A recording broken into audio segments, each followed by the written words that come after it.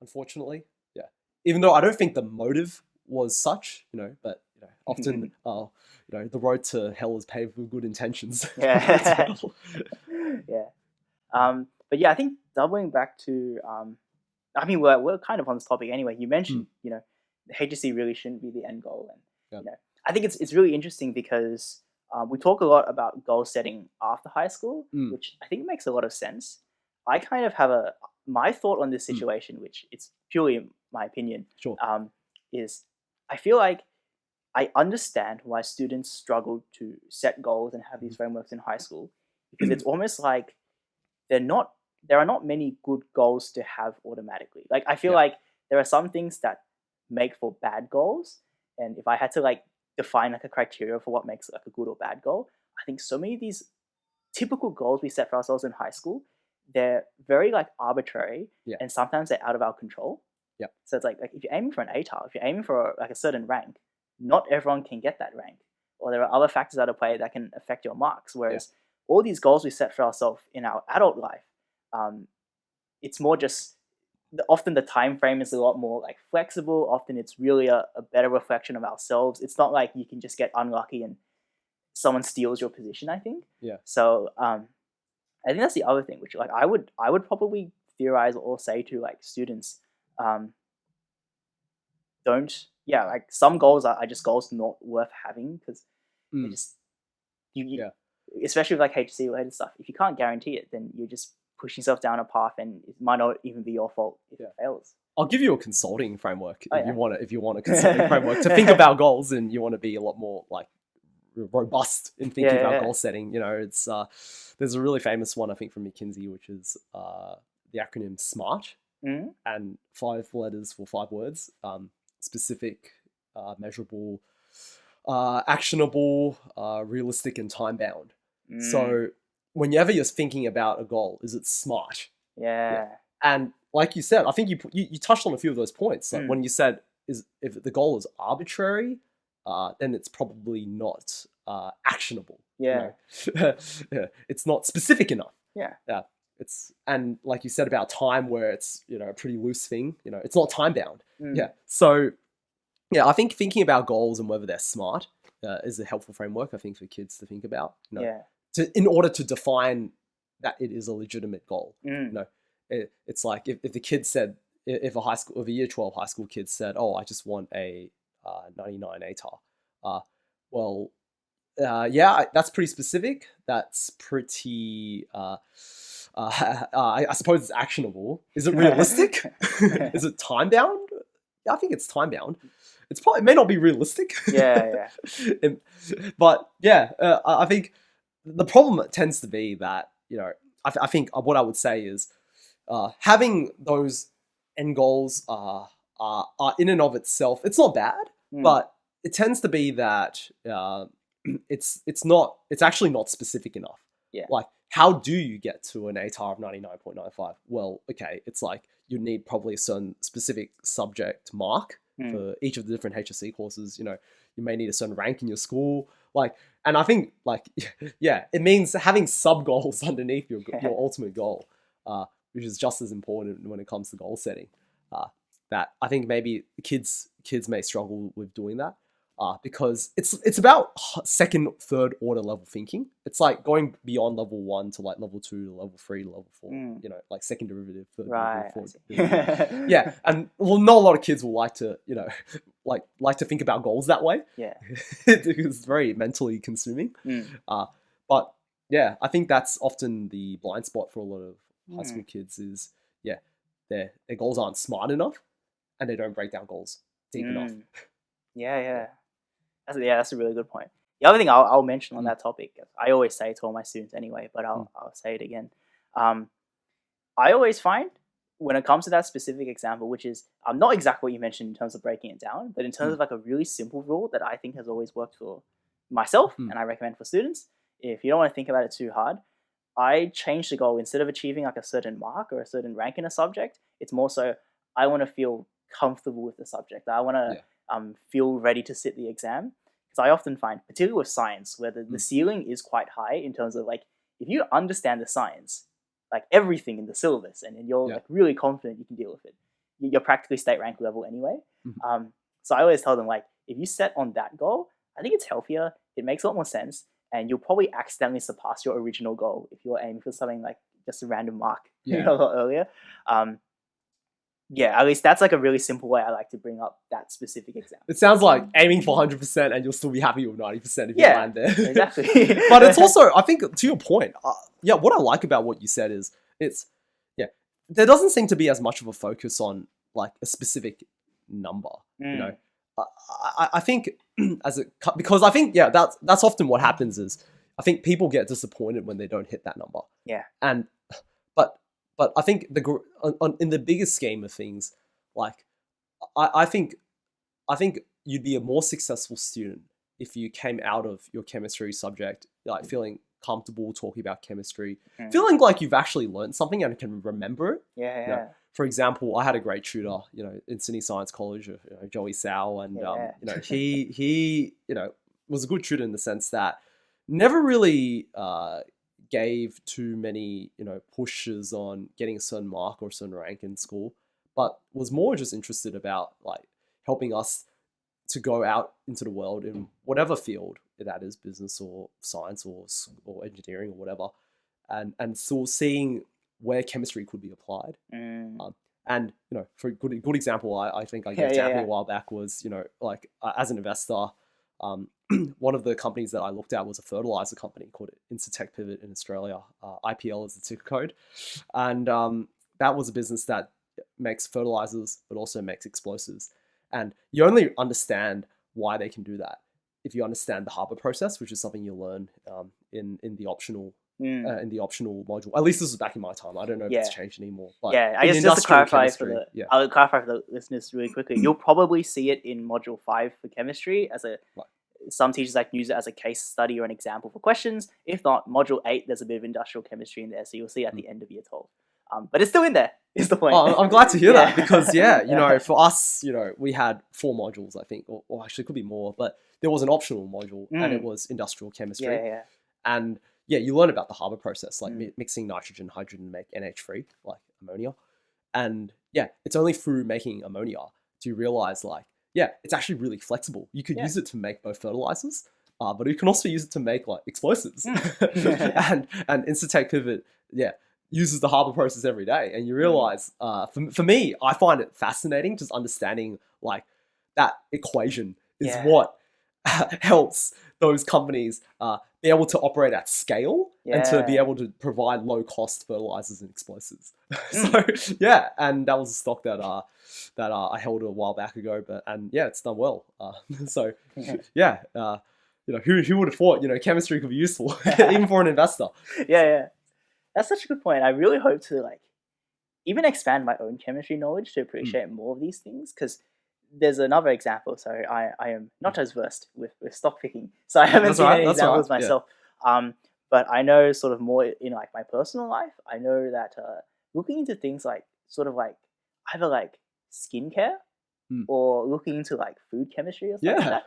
There are times where you're like, oh, like I know what's on the bottle here, and it's like I know they're BSing me, you know, like that's really interesting, and like I think I'm still a little bit behind like the full confidence step where it's like you need a bit more specialized knowledge in that field in particular and a bit more medicine knowledge.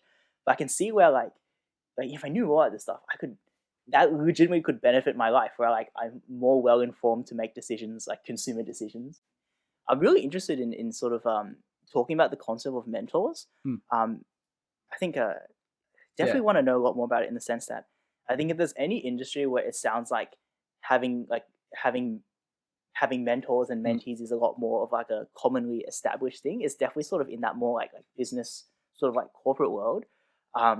In pretty much all other industries, I don't really hear about it, or it's a lot more like informal. You're right. But even heck, even you to your point about even in business, is it still like it's uncommon? Not actually. Right. It's not often talked about. Like, I got a lot of friends in university who did commerce, and you know they always raise their eyebrows when I tell them, "Oh yeah, I'm meeting up with my mentor." Yeah, like, right. What? Right. Like, it's like, you mean your friend? Or, but no, heck, it will surprise you. Even in business, a lot of people don't talk about having mentors, and I think people, just young people, don't really have mentors. I think frankly, they don't talk about it.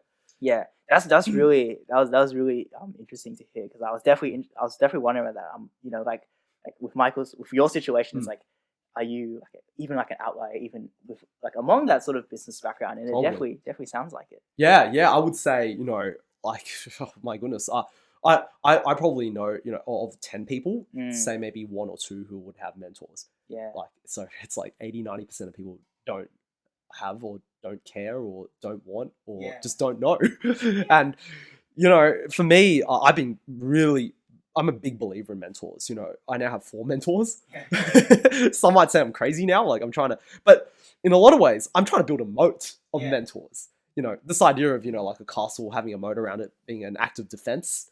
In a lot of ways, I think my mentor is a very defensive network for me, who cover me in different blind spots that I may have in life. And yeah, I believe that having mentors is really great, because they don't only just cover your blind spots, but I think, if I think as well, it can all be very synergistic, particularly if they know each other. It gets even better, because then they can pass feedback on to each other, and because they understand who I am, and everyone understands who each other is. But yeah, I've been so blessed, and I've been very thankful that it's not just for me now, at 25 years old. I never would have thought, if you told me 5 years ago when I was 20, that I'd be mentoring people. And this has now been like the next step for me, is actually building a moat of mentees. And I mentor currently 2 university kids who, I shouldn't say kids, they're adults. One's a lady and one's a male, and that I've had really great opportunities to be able to give back what I've been passed down to, and continue passing it on. But I think, you don't have to be 25 years old to be a mentor. I genuinely believe that people of all ages should be mentors to others, but then they should also be mentees to their mentors. And I think that's something that I really wish I had when I was in high school. Because there were times where I struggled in high school with, it's like, how much should I study? Or it's like, what should I be doing after high school? Like, what HR do I need for a certain university course? And it's like a lot of stuff like this that doesn't really get answered by anyone. Your mom and dad don't really know, particularly the immigrant parents. Teachers don't have time for you. Your friends are on the same boat and probably asking the same question. And I just wish I had mentors younger. But very thankful now that I probably figured it out earlier than other people. I think I'm definitely really interested to see like what sort of strides I can make in that sort of aspect of, I guess, my life as well, like going forward. I think in some ways you're doing that in Atlas already, right? I think in a lot of ways, I think like at the beginning, I think you told me in your lessons, you try to use the first 15 minutes to build rapport with the kids. And it's not about chemistry, it's about relationship, right? Absolutely. With the student. And I think that's it's great. It's not just following a textbook and just getting things and and then off you go after 2 hours. Like it's not, I think that's really true. Which is very transactional. Rather than relational, right? I think more so on my front, I'm still looking a lot more for like people to sort of be mentors to me in that sense, because there's like a few people in uni, particularly in terms of like subject area, because like in terms of like business and like thinking about how to run things, that's good. Like you've provided really good advice on that. Well, in some ways, you could think of me as a mentor, an advisor, or a friend. Just really, And like that's so valuable. And the thing that I know I'm still missing is sort of like an expert that's like in the world of like purely chemistry, or like in the academic world. And it's partially because I think it's less established in that industry. Everyone's already overworked, so I think it's hard for them to find time. But that's something I'm holding out on. I'm like, the other thing is also like, I don't have like a formal position in any of these people's research groups, so I don't want to like intrude too much, because it's like it's a bit awkward. But that's something I'm hoping in the next few years, especially when I get to stuff like doing my honors or maybe my PhD later, when I'm actually under someone properly. Hopefully we can find someone where like I can have that sort of mentor relationship. Can I just weigh in? This is where I would say sometimes you don't have to wait. Like my view is that like, I mean, I didn't even think about having a mentor when I met Albert Hung like, the first time. It was really at the end of that Yumcha that I decide this guy gels with me, understands who I am, I trust him, and then I just asked him on the spot. But I think typically, I think the thing you should think about if you're ever looking for a mentor is thinking about, well, how can I add value to them first? Yeah. And then they'll add value to you. Yeah. If you just come to them asking them to be a mentor, I think that's not really a selling proposition. The best thing to do, I think, is to help them in some way, whether that's like research that, or maybe there's some admin work in data that they need to do and they don't want to do it, but you raise your hand to do it. Yeah. And after doing that, build trust. You like him, he likes you, he or she likes you, and then and then you develop a mentor-mentee relationship. That's I think the way you should go. And I wouldn't say you should hold yourself back. In fact, if you know like academics that you could maybe help or support or that you admire, I think you should start having coffee with them now. And just getting to know them better. In fact, I think often the times is, sometimes your heroes may not actually be good mentors. I think that's something also to be wary of for people. Sometimes you shouldn't meet your heroes. But I think the characteristics of trust, integrity, and respect are all important. And if you see that in a potential mentor, then that person probably should be your mentor. Is what I would say. And come to them adding value to them first before they add value to you. I think that's a really good reminder for me, and also a good, I think, piece of advice for the listeners. It's good to hear, because I think that's definitely I think that's something I've kind of been like unconsciously doing, in the sense that like I always thought like it's a bit iffy if I ask too much of these guys right now. But a lot of the meetings and chats I've tried to set up with them, it's stuff where I'm like, I know you're working on this. I kind of want to help out on that front, potentially like through Atlas as well, where we can both mutually benefit. So hopefully, if they see the value in that, maybe they'll be similar. And you develop a relationship, and you like this person, then you'll go for it. I think it's also a good reminder to know that I think for these mentors, it's also, I think it's difficult to I think about what you want to sometimes what you want to achieve in a mentor. With a mentor, I think it's also important to ask yourself why you need a mentor as well first. Because I think if you can't answer that question, then that's probably probably need to do a bit more soul searching before you come to someone. Because I think then it gets kind of too vague. But for listeners out there, it's don't just find a mentor. Think about why you need a mentor first before you approach anybody. But that's my 2 cents on that. One thing I guess that sort of relates to this, in terms of being held accountable and sort of like getting a little bit of I guess more of an objective view of things.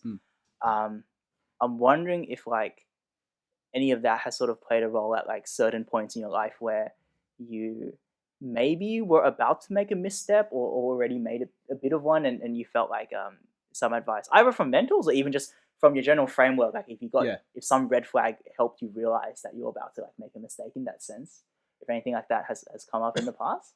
That's a good question. There have been definite examples I can think of where I think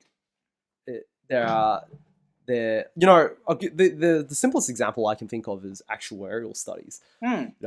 Where I had the ATAR for it, and that was the mistake. I was thinking that because I have X ATAR, I should choose the university course with X ATAR requirement. And because otherwise I'm just wasting my ATAR. Picking something that's like 80 ATAR or something. But that was a serious misstep. And I can think if I went down that road, I would have wasted so much time. And I probably would have spent thousands of dollars every semester on a subject that I didn't want to do and wouldn't even be useful in my career. And I was very lucky in the sense that I was very clever about at the time sitting. After that first week of a math, I think 1151 lecture, I hated it. And I went back home and I very simply just wrote down a pros and cons list. Very simple, pros on one side, cons on the other side, thinking about what are the pros and cons of this actuarial studies course that I'm doing. And I realized I was putting a lot more cons than I was pros. Yeah. And it was that simple exercise that basically convinced me to drop that second degree. Yeah. But at the time, it was actually very scary. Yeah. Like, for I think because a lot of us in high school who come into university were thinking that, oh, more is always better. You think, why not? Why 1 degree when I can do 2 degrees? And you think, oh, two is always better than one, right? And that was the consensus at the time for me, was thinking, oh no, if I drop this actuarial studies degree, this will be the end of me, because all I have is a commerce degree. But no, I think at the end of the day, I trusted my gut feeling, and I did something systematically, even though it was so simple, which was just rating the pros and cons of what I was doing. And I made a decision that I actually think is probably one of the best investment decisions I ever made in my life, which is often actually omissions rather than commissions. It's actually not doing something can actually be a very good decision. And for me, it was not doing actuarial studies and focusing only on commerce, which was actually relevant to what I was going to do later in life, which was picking stocks in a hedge fund. So I didn't need an actuarial studies degree for that. Doesn't mean it wouldn't be helpful, but I didn't need it to get to where I wanted to be. So I'd say that was it was a 1 week misstep in the sense that I went for 1 week, but I was very clever to do something about it, to act and make a decision. And this is something I don't know if you want to talk about, but this idea of the Pareto rule, 80-20, which is, I think for me in this case that, like I maybe had like 80% of the information. There's like 20% I didn't know. Right. Like when it came to like actuarial studies, or maybe if I continued on, I would end up here. Yeah. Or there. But I think you realize that, it's often in these times of making decisions, and being able to be comfortable with that, not knowing everything. Being comfortable with 80% rather than and not knowing 20% of it, and that's okay. You can still make a good decision with only 80% of the information and not 100%. Yeah. And you just have to be comfortable with the 20% that you don't know. That's something I'd encourage people to think about, particularly if they're doing goal setting as well. Because there's a lot of things you won't know. Because no one has a crystal ball. No one can claim that they know the future. But at the same time, you don't have to necessarily know everything in order to make a good decision, I'd say. And the Pareto rule is one way to think about that. Yeah, I think that's a really good example, because it's like in the grand scheme of things, it was just 1 week, but like it altered the trajectory of what I ultimately think I would have headed. It's like 100%. And you imagine there would have been a lot more people who probably had the same experience as you and kept with it. Yeah, but then they actually dropped the second degree, like, with actuarial studies in the first, after the 1 year, or after 2 years, or after 3 years. Think about all the money you spent and wasted. I think it's and there are many other examples of that, and it sort of fits in the theme of, like you were saying, just going for like the highest ATAR option that's available to you. I always hear examples of like someone who like picks up, like, I think the classic combo that just like doesn't make sense, no matter how smart you are, it doesn't make sense, as combined engineering and law degree. I'm like, that's why. It does. I don't know, man. Unless you're like the legal department of an engineering firm. I really don't see the synergies. I just don't. That one is insane. But like, it's always a lot of people then just drop down to just one of them. Or like the other example I know from a lot of like, typical Roost people and like school kids is they'll go into engineering because that's a classic sort of like, I don't know. It's like it looks like a safe bet for like a decent high ATAR. STEM play. Everyone demands STEM jobs. This looks safe, right? But I think I don't know. Engineering's quite tough. I think depending on which sector you go in, and I know a lot more people who find a lot more fulfillment if they go to something that's like, it's still STEM, but it's like a bit less like hardcore in the sense like comsci is a good option. Switch up to comsci, data science. Those sorts of pathways I found, at least the people who've done it, it's always like they do engineering first, then move out to that, and it seems a lot better for them. And I think that's very similar to sort of your example of sort of actuarial versus commerce. You can just go to a degree that on paper maybe doesn't look as good, but it's it's just about like your own skills and what you do with it, right? Yeah, what I think identifying your circle of competence, like Mm. knowing like what you're good at and Yeah. not overstepping that. For me, it was like I was okay at maths, I would say. You know, Yeah. like I was like probably like 20th or 30th in NSB doing maths, but I wasn't like first. Yeah. So, you know, there's gonna be multitudes of other friends and peers that even just my school alone, but heck, even in the broader community Mm. of other schools Yeah. that would just be way better than me at maths. Yeah. And yeah, is that the kind of fight I want to have?